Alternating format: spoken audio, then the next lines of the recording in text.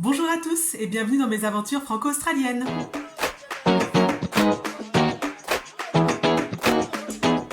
Je suis contente de vous retrouver aujourd'hui pour une nouvelle vidéo. La dernière fois, je vous avais parlé un petit peu de toutes les possibilités que vous aviez pour passer l'anglais. Et là, aujourd'hui, j'ai décidé de vous parler un petit peu de l'APRA. Donc l'APRA, c'est l'organisme qui s'occupe de la régulation des professionnels de santé en Australie. Et c'est une étape indispensable pour pouvoir avoir sa reconnaissance de métier.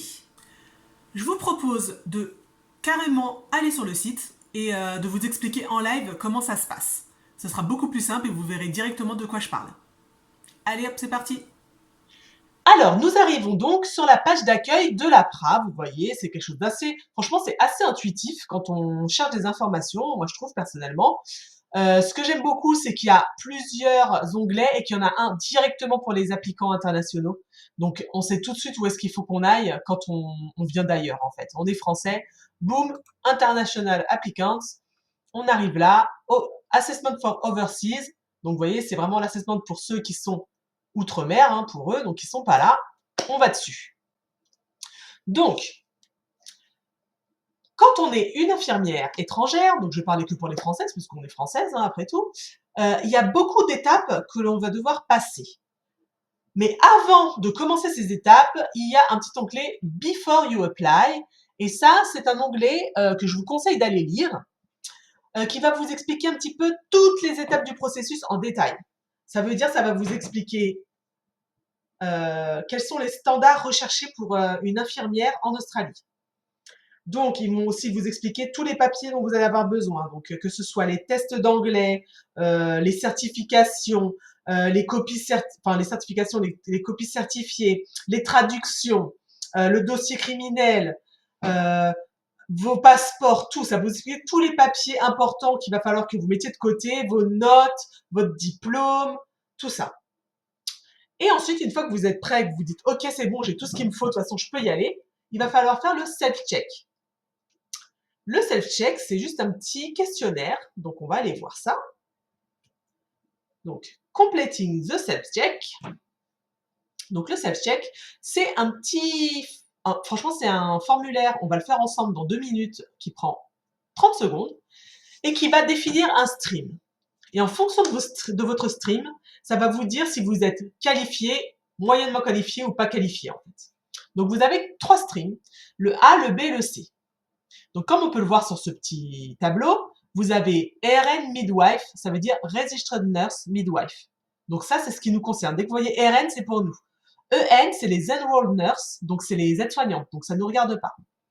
Donc vous voyez, vous avez les streams A, eux, ils sont OK, on considère que leur qualification est équivalente, qu'ils ont des compétences similaires, donc leurs qualifications sont approuvées d'office. Le stream B, ça veut dire on a des compétences qui sont quasiment similaires. Donc du coup, on approuve les compétences, mais il va y avoir plusieurs choses à faire pour que, au lieu d'être similaire, ce soit identique, comme celle du A. Et le stream C, c'est ceux qui ont les qualifications qui sont beaucoup trop basses. Ils approuvent pas le diplôme, il faut refaire des études, tout ça. Donc nous serons stream B. Je vous préviens tout de suite, la France n'a pas l'équivalent directement comme les Australiens. Donc, une fois que vous aurez fait votre self-check, ce qui est la première chose à faire, vous allez pouvoir avoir un IQNM assessment, c'est-à-dire que vous allez pouvoir avancer étape par étape. Ils vont vous dire maintenant il faut faire ceci, maintenant il faut faire cela, ensuite il faut faire ça et il faut faire ça. Pour avoir les étapes à suivre, il faut payer. Donc, vous allez devoir payer 410 dollars australiens qui vont vous permettre d'accéder à l'étape suivante qui est l'Orientation Part 1. Qu'est-ce que c'est?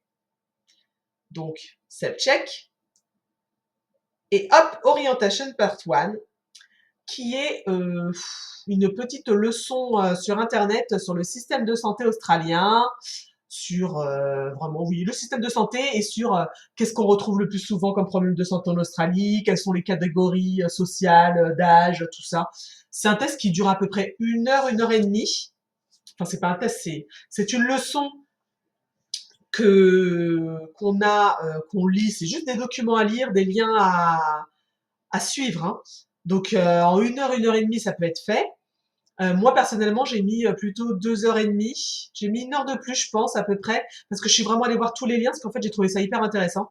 Et j'ai beaucoup aimé la façon dont c'était présenté et tout. Donc du coup, je suis allée voir un petit peu tout ce qu'ils ont demandé d'aller voir. Donc ça m'a pris plus longtemps. L'étape d'après, ce sera le portfolio.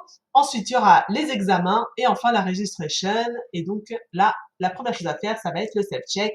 Donc, prêt à compléter le self-check et nous partons. Alors, vous allez arriver sur cet interspace qui nous rappelle des petites choses. Donc, qui doit passer le self-check? Donc, c'est les Individual Internationally Qualified Nurses. Qui ne doit pas le remplir, donc ça ne doit pas être une autre personne que vous qui le remplissez. Donc si vous êtes avec un agent d'immigration ou quoi que ce soit, en fait, c'est pas à lui de le faire, c'est vraiment vous. On y va. Donc on met next. Donc là, ça nous dit que il va y avoir des informations qui vont être traitées, patati patata, on est OK. Là, ça nous dit que ça va bien nous demander plusieurs choses.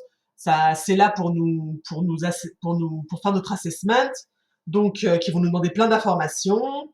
On est OK, hein, de toute façon, on est là pour ça. Donc, pour quelle profession voulez-vous vous enregistrer?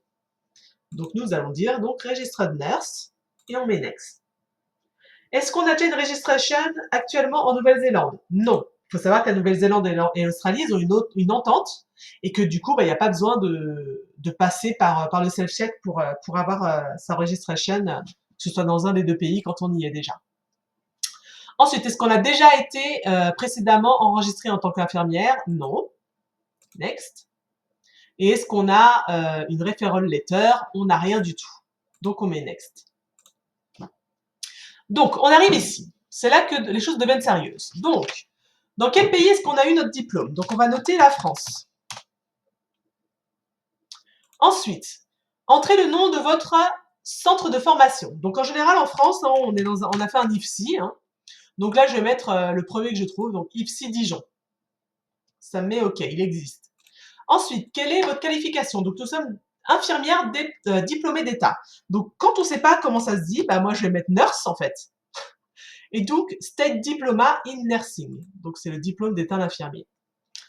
L'année où vous l'avez eu, donc moi, je l'ai eu en 2020. Donc là, ça va checker mes qualifications pour voir si c'est cohérent. Donc là, ça me dit oui, c'est cohérent. J'aurais très bien pu avoir ce diplôme-là à cet endroit-là, à ce moment-là. Ensuite, il vous demande est-ce que vous avez d'autres qualifications. Ça veut dire que si après votre diplôme d'État, vous avez fait les études de puéricultrice ou des études pour être au bloc opératoire ou pour être infirmière anesthésiste, c'est là que vous le notez. Moi, je n'ai rien fait de plus, donc je mets next. Là, on a un petit récap. Donc, je suis bien infirmière, j'ai pas de registration en Nouvelle-Zélande, j'en ai jamais eu en Australie, j'ai pas de lettre de référence, j'ai eu mon diplôme en France, à l'IFSI Dijon, donc mon diplôme c'est State Diploma in Nursing en 2020 et j'ai pas d'autres qualifications et donc je mets next. Et là, ça me dit que maintenant, c'est bon, je suis prête pour la suite des opérations. Donc, je mets Proceed. Et là, vous allez tomber sur une page pour se loguer à votre compte. En sachant que là, comme vous venez de faire le self-check, vous n'avez pas encore de compte. Donc, il faut dire que vous n'avez pas de compte. Et là, vous le créez. Donc, vous mettez bien votre nom, votre prénom, votre date de naissance, une adresse mail que vous checkez régulièrement parce que tous vos contacts, tous vos échanges avec l'APRA va se faire par mail. Donc, il faut vraiment que ce soit un mail que vous regardez régulièrement. Et donc, une fois que vous avez eu ça, je ferme parce que du coup, je ne vais pas rentrer dedans. Une fois que vous avez eu ça, vous allez pouvoir arriver à l'orientation part 1, comme je vous en disais, qui est un petit cours. Voilà, vous avez 90 jours, donc vous avez 3 mois pour pouvoir valider ce cours. En fait, c'est pas un examen ni rien. En fait, c'est validé, c'est juste pour qu'ils voient que vous l'avez lu du début à la fin, en fait. Donc voilà comment remplir votre self-check. Honnêtement, vous voyez que ça n'a rien de compliqué. Compliqué, ça vous permet juste vraiment d'accéder à tout le reste du processus. Donc, je récapitule. Vous allez sur le site de l'APRA. Vous remplissez votre self-check.